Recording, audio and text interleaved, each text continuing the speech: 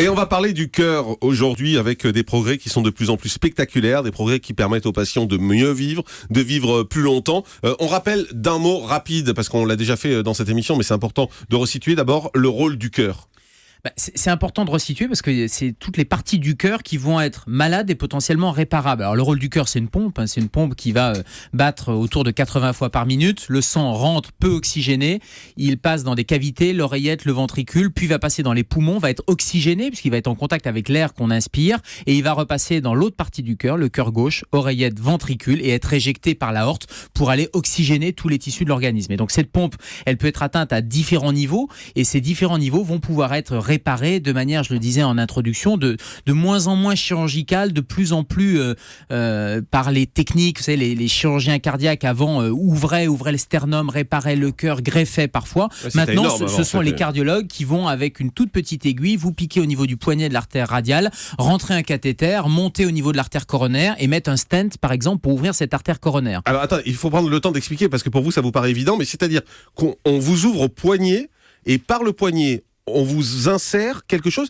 qui va aller au cœur. Un cathéter qui monte au cœur. Exemple Jean-Marc. Alors on disait que le cœur c'est un muscle, c'est le myocarde. Une des pathologies c'est l'infarctus du myocarde, on en a tous entendu parler. C'est une artère qui va se boucher, le cœur va souffrir, vous avez une douleur thoracique, c'est le classique infarctus du myocarde. La course contre la montre commence, vous appelez le 15, le SAMU, j'arrive chez vous, je fais le diagnostic avec l'électrocardiogramme, je confirme la nécrose myocardique, je vais pouvoir vous injecter des premiers médicaments qui vont déboucher l'artère coronaire et je vais vous emmener dans mon ambulance, on va traverser tout Paris, on va arriver sur une table d'angioplastie coronaire, c'est-à-dire des cardiologues interventionnels, donc ce ne sont même plus des chirurgiens cardiaques, ce sont des cardiologues qui vont vous faire une angioplastie dans les 90 minutes, ce sont les recommandations européennes, c'est une coronarographie et donc là ils vont piquer soit au niveau de l'artère radiale, donc du poignet, soit au niveau de l'artère fémorale et avec ce cathéter, ils vont monter un petit guide et vont arriver jusqu'au cœur, jusqu'au myocarde et à cette artère coronaire qui est bouchée. Je suis désolé, je prends le temps d'expliquer parce que pour vous c'est évident, mais ça veut dire qu'on vous pique aussi à la cuisse et de la cuisse,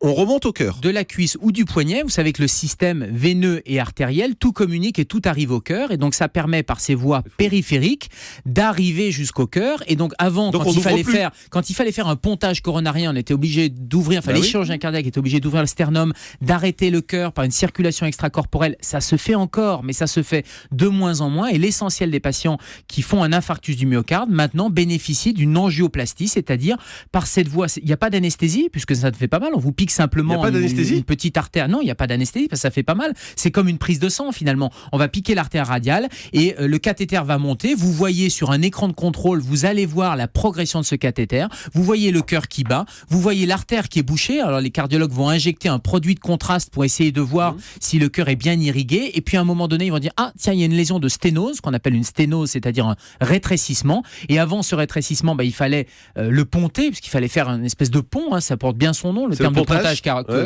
coronarien. On prenait une veine à un autre endroit du corps, mais vous imaginez bien que c'était une chirurgie extrêmement lourde.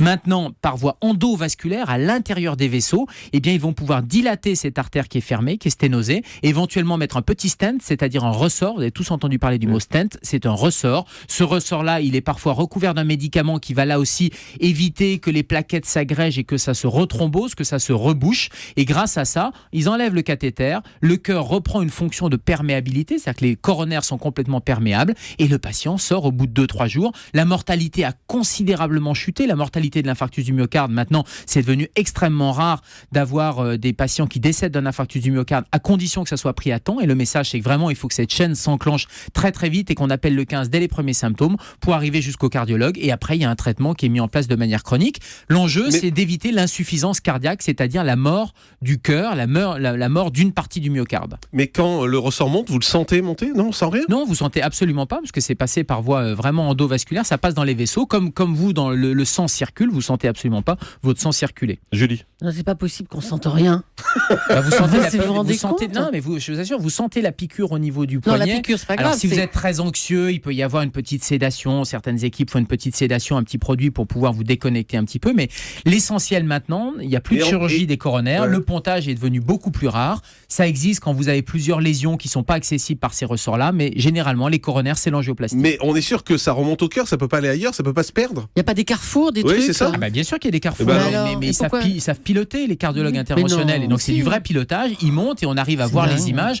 Et c'est assez fabuleux. Et on ne peut pas perforer une autre veine ou une artère ou je sais pas comment ça s'appelle. Il y a toujours des complications, mais c'est rarissime là aussi. C'est vraiment une technique. Alors, ça se fait en urgence, mais ça se fait aussi de manière programmée. Quand on vous a fait une épreuve d'effort, qu'on a vu qu'il y avait des anomalies électriques, votre cœur souffre, et bien on va vous faire une coronarographie diagnostique. Donc, c'est pas forcément en urgence et ça permet là aussi de traiter. Donc ça, c'est les coronaires, c'est les artères qui viennent irriguer sur le muscle cardiaque.